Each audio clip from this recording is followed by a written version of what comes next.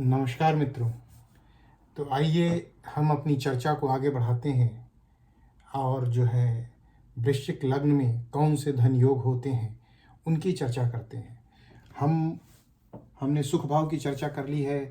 हमने जो है मेष से जो है कर्क राशि के धन भावों की चर्चा कर ली है, क्वेश्चन आंसर्स को ले लिया है और अब हम आपको आगे चल के जो है वृश्चिक लग्न में आ गए हैं।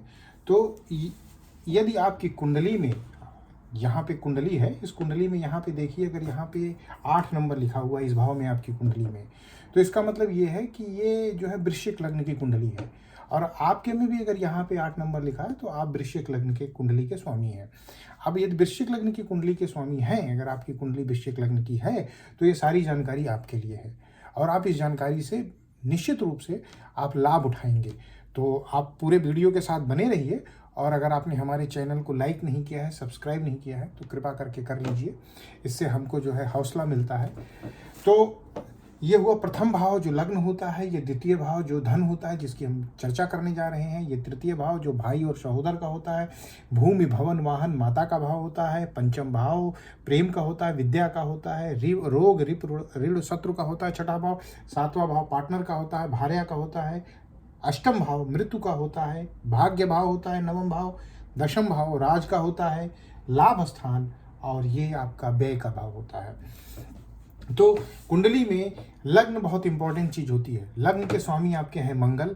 अगर मंगल की स्थिति शुभाशुभ है तो आप अपने जीवन में हमेशा एक जो है ऊर्जा में बने रहेंगे, एंथुसियाज्म में बने रहेंगे। आपकी पर्सनालिटी और आपकी ओरा हमेशा डोमिनेटिंग रहेगी, क्योंकि मंगल ग्रहों में सेनापति होते हैं और जैसा उनका गुण है और जैसा उनका स्वभाव है, मंगल की शुभाशुभ स्थिति आपके व्यक्तित्व में वो चीज़ परिलक्षित करेगी। अब आते हैं धन भाव पे। तो धन भाव के स्वामी जो वृश्चिक लग्न में हुए वो हुए जो है धनु राशि। तो धनु राशि के स्वामी होते हैं बृहस्पति, और बृहस्पति 2 भावों के स्वामी होते हैं। एक धनु भाव, धनु 9 नंबर जहाँ लिखा है, जहाँ 12 नंबर लिखा है, तो ये धनु राशि हुई और ये मीन राशि हुई। तो इसका मतलब धन भाव और पंचम भाव के स्वामी है। तो अगर बृहस्पति की स्थिति आपकी कुंडली में शुभ है, देखिए बृहस्पति जो है गुरु महाराज जो है पूरे सौरमंडल में सबसे भारी ग्रह है, सबसे बड़े ग्रह हैं। तो ये मान के चलिए कि गुरुता होती है उनके अंदर। तो अगर उनकी स्थिति आपकी कुंडली में शुभ है तो आप मान के चलिए कि आपके जीवन में आपके प्रयासों से, आपके अल्प प्रयासों से आपके जीवन में धन आता रहेगा। और दूसरी बात यह है कि शुभ स्थिति किन परिस्थितियों में निर्मित होती है, या तो वो अपने घर में बैठा हो, यहाँ बैठा हो या यहाँ बैठा हो। इन दोनों ही परिस्थितियों में गुरु की स्थिति अपने घर में शुभ हुई। अब ये कहा जाता है कि गुरु जिस स्थान पे बैठता है उस भाव का नाश करता है, और जहाँ देखता है वहाँ जो है उस भाव की वृद्धि करता है। लेकिन जब वो अपने ही घर में बैठता है तो ये जो है ये सूत्र लागू नहीं होता। तो अगर ये यहाँ पे बैठा हुआ है तो आपको अच्छे पैतृक धन की संपत्ति की प्राप्ति होगी, यहाँ पे बैठा हुआ है तो भी आपको अच्छे पैतृक धन की संपत्ति प्राप्ति होगी। इसके अलावा गुरु चंद्रमा के साथ युति और दृष्टि बना के यहाँ, यहाँ और यहाँ छोड़ के कहीं भी बैठा हो, गुरु और चंद्र, तो मान के चलिए कि आपको भाग्य से धन की प्राप्ति हो रही होगी, क्योंकि गुरु चंद्रमा जो है भाग्य का कारक है, और गुरु और चंद्र मिलके जो है क्या कहते हैं, एक शुभ योग का निर्माण करते हैं जिसे गज केसरी योग कहते हैं।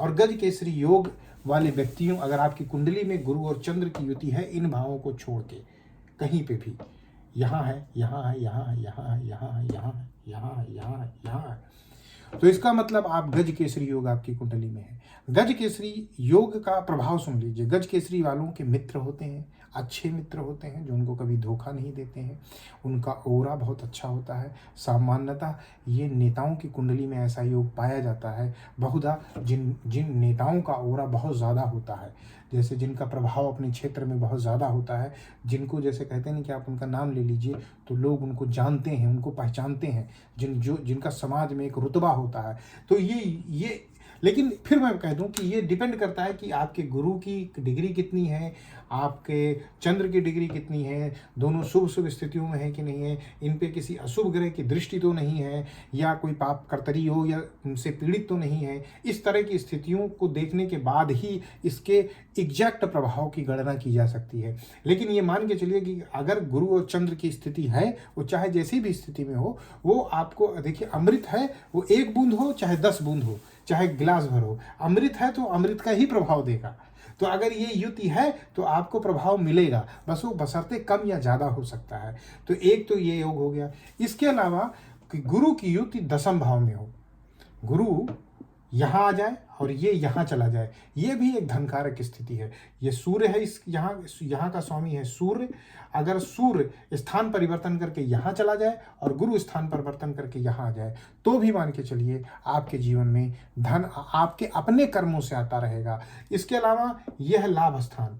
लाभ स्थान का स्वामी यहाँ चला जाए और यहाँ का स्वामी यहाँ आ जाए, तो भी आपकी जीवन में धन, आपको लाभ आपके अपने प्रयासों से मिलता रहेगा। इसके अलावा एक चीज और भी कर लीजिए, अगर गुरु और सूर्य की युति हो जाए, त्रिक भावों को छोड़ के यहाँ यहाँ और यहाँ को छोड़ के कहीं भी बैठे हों, तो भी धनकारक स्थिति का निर्माण होता है।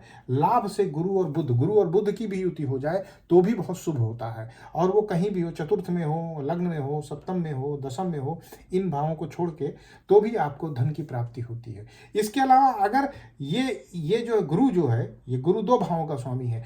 ये जो है अगर आपके बुध जो है 2 भावों का स्वामी, एक मिथुन और एक ये कन्या, अगर ये गुरु से युति करता है या गुरु से दृष्टिगत होता है, तो आपको मान के चलिए कि ये अष्टम भाव को जो गड्ढा बोलते हैं, तो आपको कहते हैं कि गड़े धन की प्राप्ति हो सकती है। तो मैंने इसको थोड़ा मॉडिफाई कर दिया है कि अगर ये शुभ स्थितियों में है तो आपको अनायास धन की प्राप्ति हो सकती है। जैसे आपने सोचा नहीं होगा, जैसे आपको कहीं आपने शेयर लिया और शेयर अचानक बढ़ गया, आपने कोई लॉटरी ली। अब लॉटरी इंडिया के कुछ स्टेट में बैन है, कुछ स्टेट में चलती है। अगर आपने लॉटरी ली और लॉटरी आपकी लग गई, समझ के नहीं समझे आपने कोई जैकपॉट लगाया, आपको जैकपॉट लग गया, तो वो इस स्थितियों को डिनोट करता है। तो ये तो कुछ स्थितियां हुई। अब मैं आपको कुछ शुभ, अशुभ और राजयोग कारक ग्रह की स्थितियां बता देता हूं वृश्चिक लग्न में। देखिए, चंद्र और मंगल की युति, ये बहुत ही अच्छी युति होती है। चंद्र और मंगल धनकारक हैं। अगर ये चंद्र मंगल मैंने आपको बताया कि कहीं भी बैठे हैं तो आपको धन दिलाएंगे। अशोक कुमार जो अभिनेता थे, उनकी कुंडली में ये युति थी और देखिए उनके पास जो है धन आया और रिफ्यूजी होकर आया, लेकिन उन्होंने धन कमाया। अशुभ युति है मंगल और बुध की, और राजयोग कारक है सूर्य, चंद्र, गुरु व मंगल।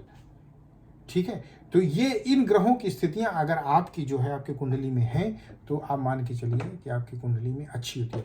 अब देखिए, यहाँ पे एक ध्यान देने वाली बात है, अशुभ युति इसलिए लिखी है यहाँ पे क्योंकि मंगल और बुध में तत्कालिक मित्रता नहीं है, शत्रुता है। लेकिन अगर इसको लाभ भाव से देखा जाए कि अगर लाभ भाव का स्वामी आपके धन भाव से जो है युति कर ले, मंगल से ना करे, लग्न से ना करे, तो आपको धनकारक हो जाएगा, वहां इस बुध की स्थिति शुभ हो जाएगी। अब इसके अलावा मैं आपको, अब आप आ जाइए हमारे दूसरे सेगमेंट में। अब जैसे डॉक्टर ने डायग्नोज कर लिया कि ये